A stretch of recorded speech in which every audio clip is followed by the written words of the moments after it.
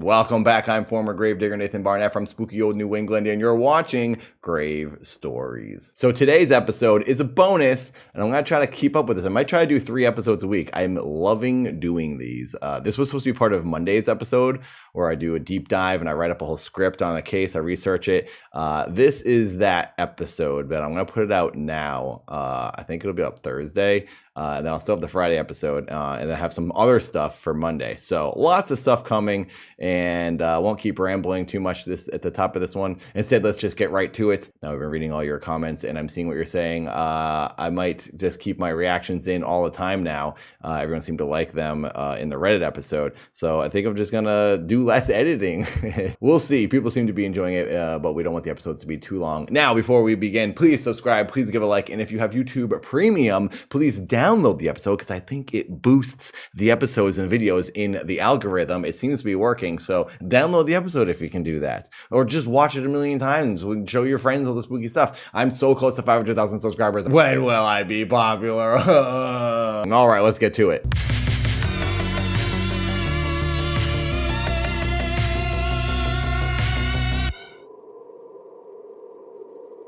So, something horrifying happened in 1981. Other than my birth. If we can believe it, something even scarier. Grady Hendrix was 9 years old, and he lived with his parents in New York State. One night, his parents ordered them dinner at the Fish and Shrimp House. It was one of his favorite restaurants. And when his parents went to bed, he snuck downstairs to have leftovers. Sneaking downstairs to eat whatever he wanted was something he'd been doing a lot of lately, because he learned he was good at it and he wasn't getting caught. So he figured, like many nights before this one, he would go downstairs and have another late night feast. So he snuck downstairs, and when he got to the bottom of the stairs, he wasn't in the kitchen yet. He still had to walk a little bit and turn a corner, and then he'd be in the kitchen. But when he got to the bottom of the stairs, he heard someone else was already in the kitchen. He heard the clanking sound of a fork hitting a plate. Somebody else was already in the kitchen eating. And he thought, great, my plan is ruined because one of my parents isn't asleep. So he was just going to sneak back upstairs to his bedroom. But before he did, he wanted to peek around the corner to see which one of his parents was eating the food. So he crept over to the corner, peeked around the wall, and when he looked, he didn't see either of his parents. What he saw instead was some man in their kitchen eating their food out of the refrigerator. He said the man was skinny and drinking milk right out of the jug. He was horrified at the sight of a stranger in his house that he did not recognize. So he snuck back upstairs, trying to be as quiet as possible, and then he went right into his parents' room, telling them that there was a man downstairs in their kitchen eating their food.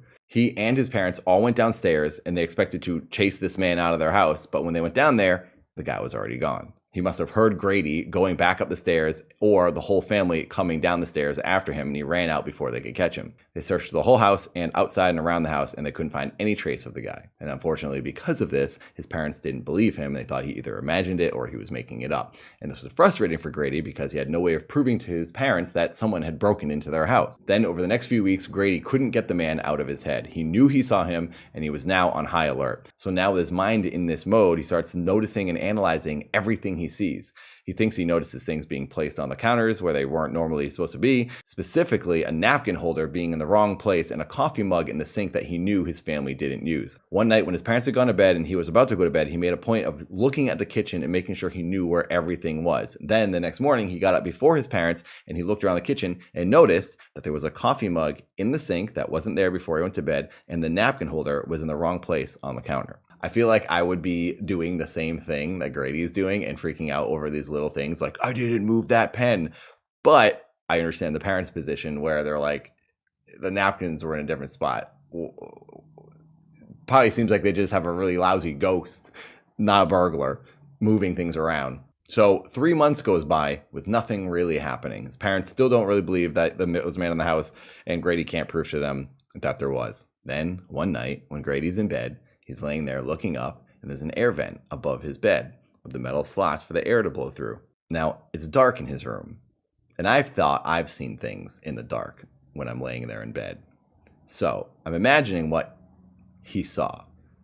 And when he's laying there, a good 6 feet away is the ceiling from his face. He's looking at the vent, and he sees a pair of eyes looking down at him. So he sits up, stares at the eyes, and then the eyes move down past the vent and leave. Grady freaks out. He runs out of his room, runs into his parents' rooms, and says, "There's someone in the ceiling. I saw eyes in the air vent." The whole family runs up into the attic. They search all over, and they don't find anyone. There's no man, there's no eyes, there's no nothing. They can't find anything. So again, his parents just think he's making it up, or they think he's seeing things. So they just go about their lives. There's nothing they can do. They can't find anyone. There's no evidence. There's no person anywhere. Grady, though, is very upset and very unnerved, so he starts sleeping with a knife under his pillow. He took a kitchen knife and put it under his pillow, and then he said every night he would check to make sure it was still there before he went to bed, and often he would poke and stab his hand and get all these cuts all over his hand from checking night after night to make sure the knife was in there. It made him feel a lot more secure knowing this knife was under his pillow in case those eyes showed up again. So a week goes by since Grady saw those eyes in the vent. Nothing happens.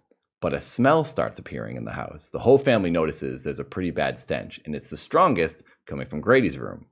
Then they notice that it's coming from the vent. Side story, I've smelled the smell very much like this living in an apartment in Santa Monica with my brother and friends. We smelled the horrid stink that just kept getting worse and worse over the weeks. We thought it was this rubber yoga ball that we'd call the BO ghost. We used to think there was either a BO ghost, a ghost with body odor in the house because his stink would like move around. You could smell it in certain sections. And then we always assumed it was this yoga ball or just a ghost because this yoga ball had this like rubber that just kind of smelled bad, but it wasn't either of those things. It smelled the most under the floor in a corner of my bedroom, and then in the bathroom on the other side of the wall from my room under the tub. Near the tub, we could smell the smell, like in that corner between those two walls is where it smelled the worst.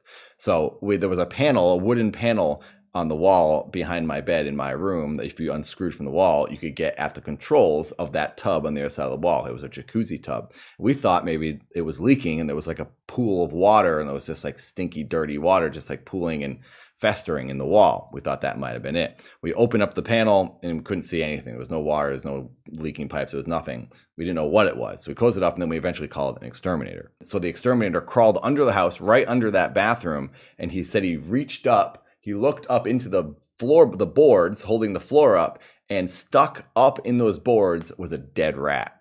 Pull it out, smell went away. So I can imagine the stink that Grady and his family are smelling right now, because when they noticed the scent was coming from the air vent, they looked up in the air vent. They opened it up and they saw rice fall out. And they thought, what the heck is this rice?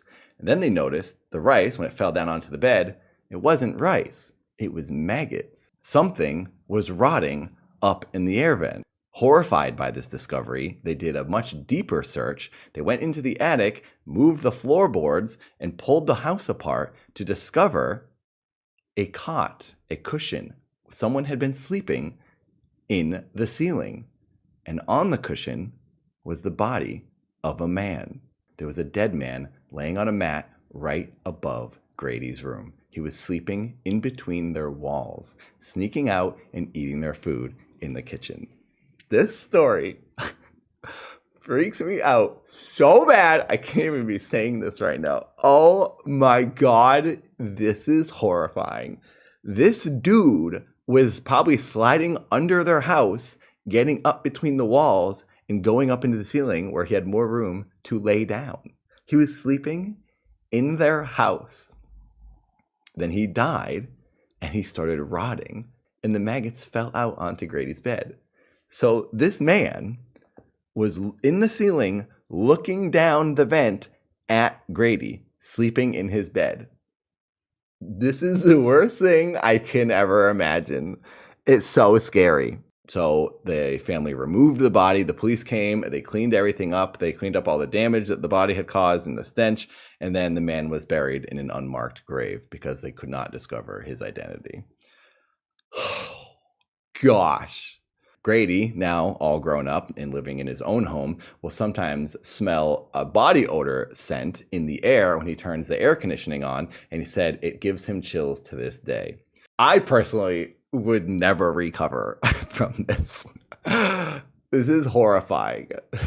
So there you have it. That is the story of Grady Hendrix and what he experienced in 1981. If anybody has suggestions for stories, please let me know. Please tell me. I have a Discord, and in the Discord, there's a room where people can leave stories and suggestions for things that have happened. I like true things, true accounts, true crime, spooky, weird mysteries. I got a good episode coming up on Monday, and on Friday, we're going to do some more of the casual episodes where we're just reading Reddit and reacting to it. So hope you enjoyed this. Please give a like, download the episode if you have YouTube Premium, and subscribe so I can finally hit 500,000 subscribers. Thank you, everyone. Bye-bye.